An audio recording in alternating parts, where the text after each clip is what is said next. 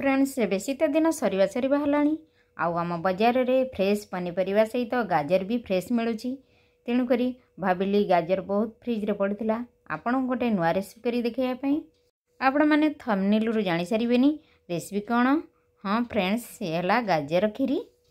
Hello friends नमस्कार मु विद्युत प्रभा विद्युत विधान कुकिंग चैनल आपण मानक स्वागत करुच्ची। आपण मानक पई नै आछि टेस्टी आउ इजी रेसिपी गाजर खीरी।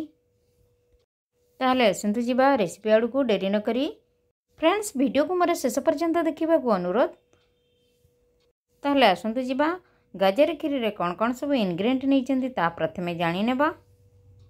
फ्रेंड्स गाजर खीरी पई आमे प्रथमे 3टा गाजर को नेबा धोई नेबा भल भाबरे। यहा को प्रथमे चोपा छड़े नेबा। फ्रेंड्स आपण माने जानिथिबे गाजर केते प्रकार विटामिन अछि हमर शरीर पई कोन उपकारी। छोटू बड़ा पर्यंत समस्तर प्रिय गाजर यह को आमे भेराइटर बनाई थांती। आज ता मध्यरु मोर रेसिपी अन्यतम। फ्रेंड्स एबे आमर गाजर रु चोपा सब छड़ा हो गला। एबे आमे यह को चलंतु कोरी नेबा। गाजर को जदि आमे एमिति कोरी नेबा आ हमर खीरी पई बहुत कम समय लागिवो आउ शीघ्र भी होई जिवो आउ स्वादिष्ट भी लागिवो। खंड खंड करथिले खीरी हमर भलो होई न थाई। जदि आमे भल से पेस्ट कर देबा सी भी भल लगी न थाए। आमे जे एमती ग्रेटेड करी नेबा छोट छोट खंड रही हमको भल होई थाए हमर खीरी आउ पाटी की भी स्वाद लगी थाए। एबे आमे गाजर को करी नेले तापरे आमे कोन सब इंग्रेडिएंट लागिवो ताहाको आमे एकाठी कर नेबा। फ्रेंड्स 4 स्पून अमूल नेबा। 5टा गुजराती रो मंजी को आमे कुटी नेबा। यहा परे कॉर्नफ्लोर 4 चम्मच नेबा। हमर खीरी रो मेन इनग्रेडिएंट। एबे चलंतु कढ़ाई गरम करनेबा। कढ़ाई गरम हो गले आमे घियो 1 चम्मच देबा। घियो हमर गरम हो गलानी। एबे आमे गाजर को भाजी नेबा घियो रे। घियो को आमे तावा रे स्प्रेड करनेबा। तापरे आमे गाजर कोरा को ऐड करिबा। ऐड करी एहा को आमे फ्राई करिबा। फ्रेंड्स एबे आमे गाजर को स्लो आंच रे फ्राई करिबा। हमरा धीरे धीरे जमती गाजर घियो फ्राई होई सिझी जीवो। एबे आमे आधा चम्मच रु कम लूण ऐड करिबा। ऐड करी फ्राई करिबा। फ्रेंड्स अल्प टिके लूण पकाइबे बेसी पकाइबे नै नने खारिया हमर खीरी लागिवो। हमर गाजर को सॉफ्ट करिया पई लूण अल्प दरकार होइतला। आपण भी ध्यान रखी लूण पकाइबे। एबा आमे स्मूथली धीरे धीरे या को भाजीबा। देखंतु हमर गाजर धीरे धीरे नरम होई आसलानी। एमती आमे स्मूथली या को फ्राई करिबा। एबे आमे गोटे बड़ कप रे कप खीर नेबा ए धीरे ऐड करिबा। फ्रेंड्स मु प्रथमे खीर देखै पार नथिली जोटा कि हमर खीरी पई खीर मेन इनग्रेडिएंट नहले हम खीरी रो टेस्ट अधूरा होई जिवो खीर जदि हम ऐड न करिबा। एबे हम खीर आ गाजर सिझिबा समय रे एबे आमे प्रस्तुत करनेबा अमूल रे पानी मिसाई अमूल मिल्क बनाई नेबा। प्रथमरु आमे गुजराती गुंड कर रखिचंती। एबे आमे कॉर्नफ्लोर रे अल्प पानी मिसाई एहा को लिक्विड प्रस्तुत करनेबा। फ्रेंड्स मु एठारे अल्प उषुम पानी ऐड करी लिक्विड प्रस्तुत करूची नले हमर लिक्विड रे मुंडा ही रही जिवो।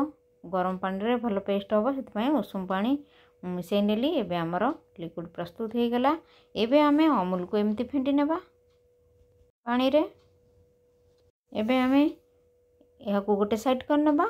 एहा परे अमूल को पानी मिसाई फेंटी नेबा। फ्रेंड्स एथिरे कस्टर्ड पाउडर भी देले भल लगी थाए। मिल्क मेड भी देथिले भल लगी थाए कि हमर गाजर खीरी।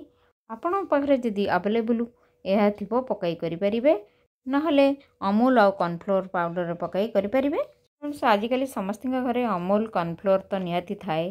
तेणु करी या बहुत इजी होई थाए। आपण बनाई निहाती खाई परिबे। आपण को इजी भी लगी परिबो। बाजार जीवा को पड़िबो नाही। एबे हमर प्रस्तुत हो गला। एबे आमे चलंतु हमर खीरी को देखिबा।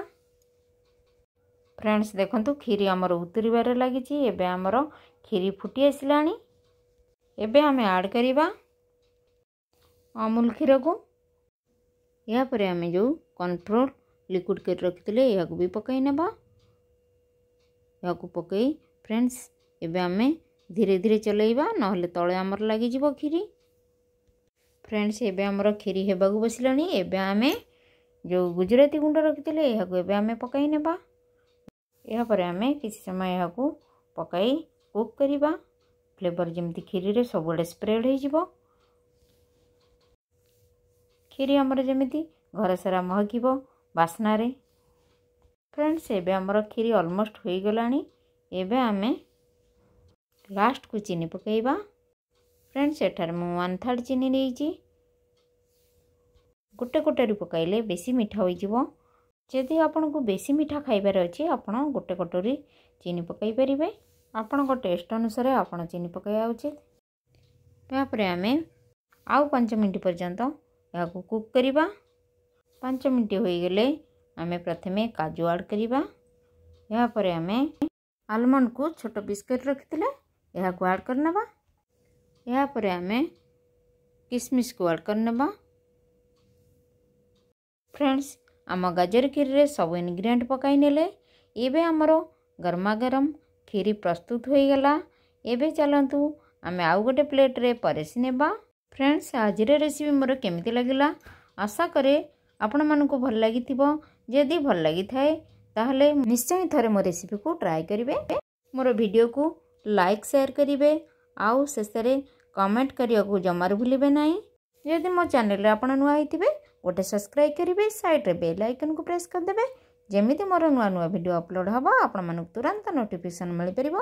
रहिली नमस्कार। पुणी आसीबी आउ एक रेसिपी नै। Bye see you again.